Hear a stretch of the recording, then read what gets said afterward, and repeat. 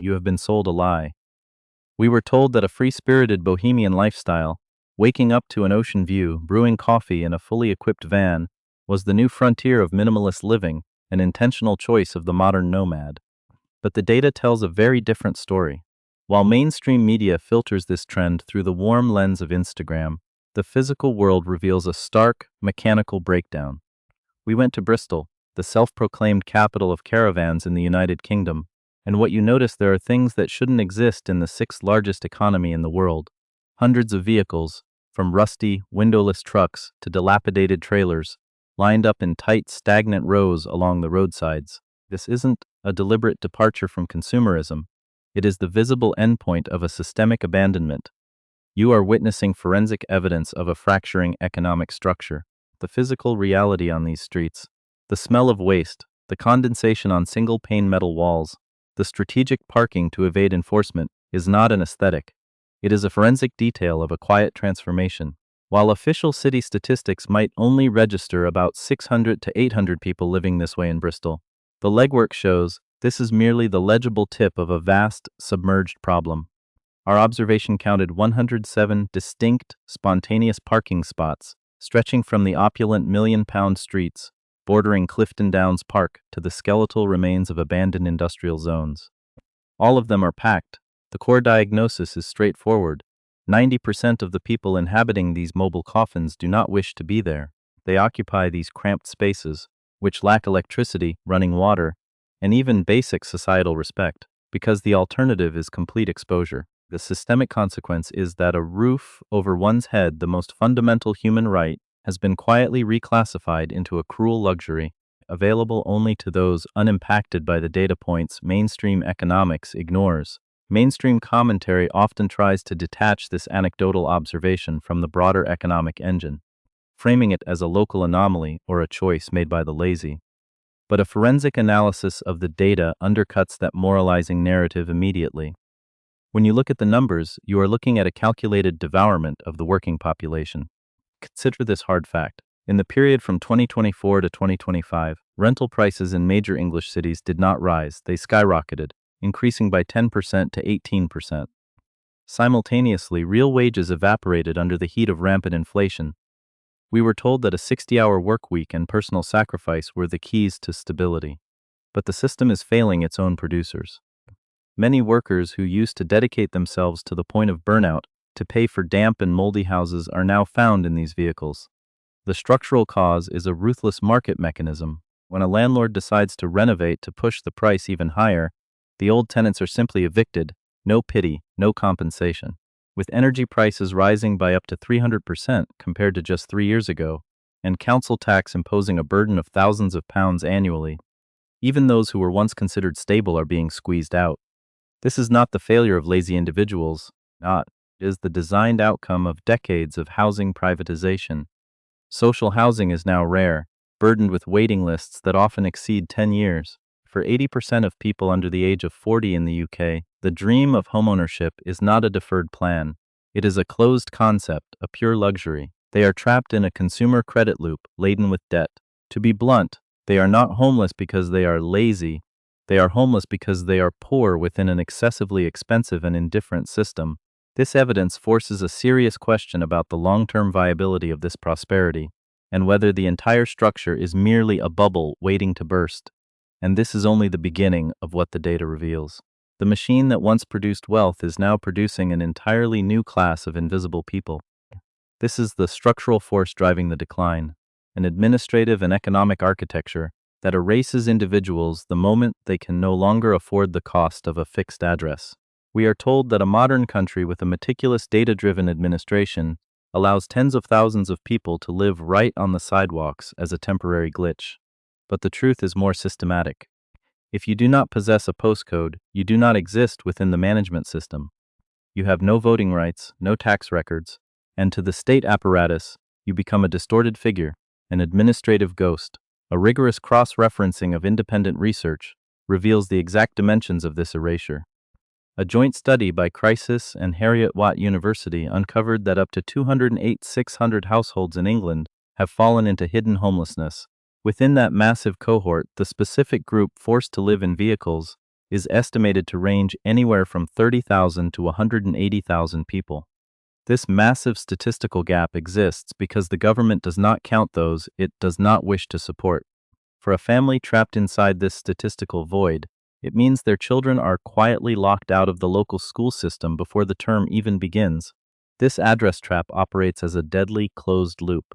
No postcode means no access to a family doctor for basic medical care, and no bank account to receive legitimate wages from a job.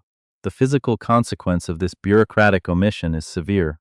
People living in cars experience a 2.5 times higher rate of chronic lung and joint diseases compared to the national average, driven by the constant dampness of a cramped metal environment.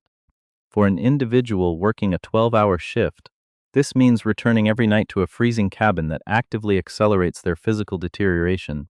The psychological toll is equally documented, yet entirely absent from mainstream headlines. Data indicates that 40% of vehicular residents are struggling with severe depression or clinical anxiety disorders. While tabloid media focus exclusively on the highly visible, rough sleepers to grab sensational headlines, the thousands held up in vans are deliberately ignored by policymakers. For a single mother parked on a dark industrial estate, this institutional silence translates into a state of permanent waking terror every time a stranger passes the vehicle. On the ground, this erasure takes a highly active disciplinary form. The police monitor these vehicles through automated license plate recognition systems, tracking them not as citizens in crisis, but as mobile nuisances to be dispersed.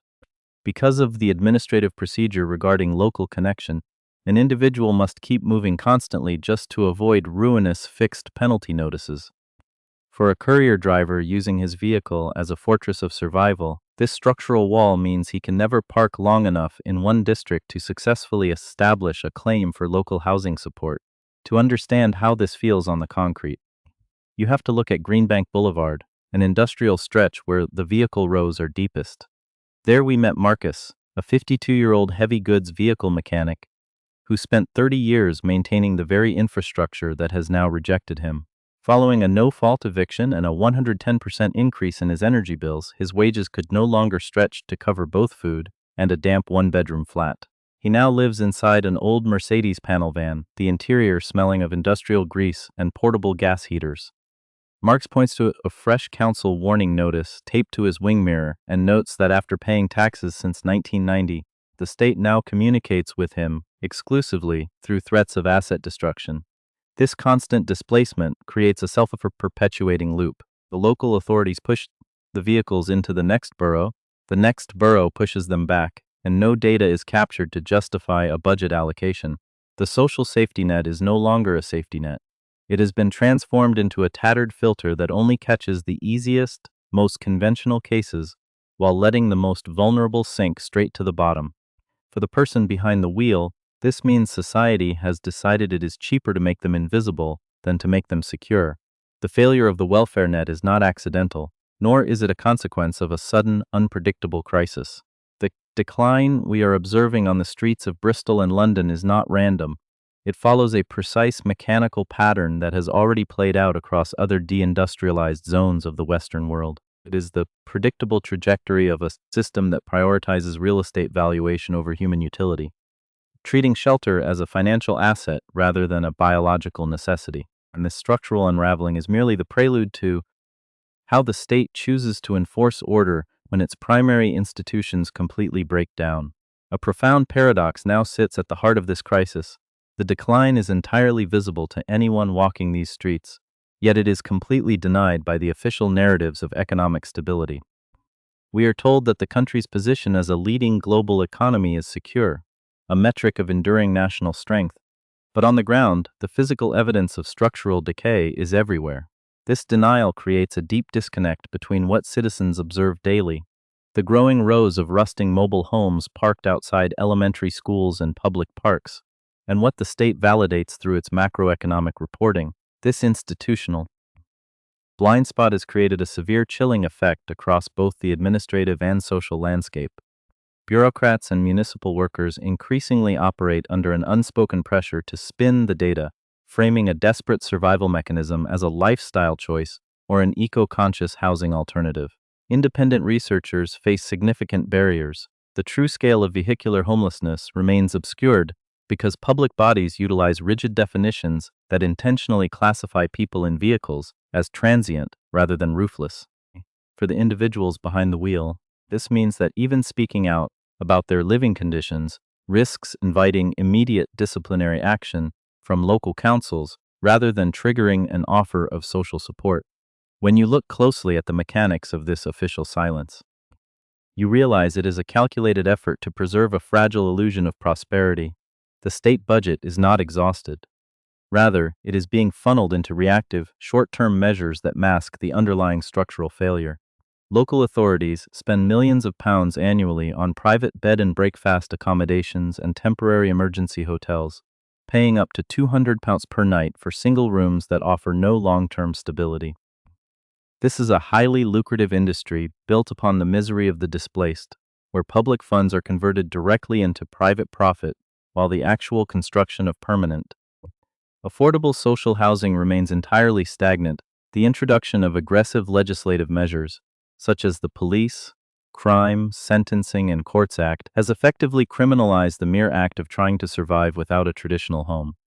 By elevating unauthorized encampments and vehicular parking from minor civil trespass to a criminal offense, the legal framework has turned the victims of the housing crisis into criminals in the eyes of the law. Local authorities now deploy enforcement teams at dawn, using the threat of prison sentences, heavy fines, and the physical destruction of vehicles to erase these spontaneous communities from public view.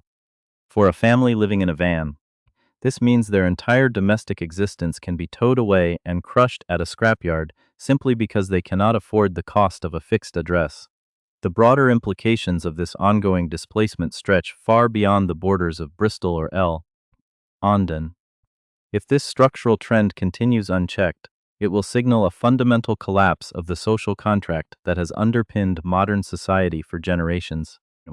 When individuals who work 60 hours a week, pay their taxes, and contribute to the economy are systematically denied the most basic human right of stable shelter, the very concept of societal sustainability dissolves.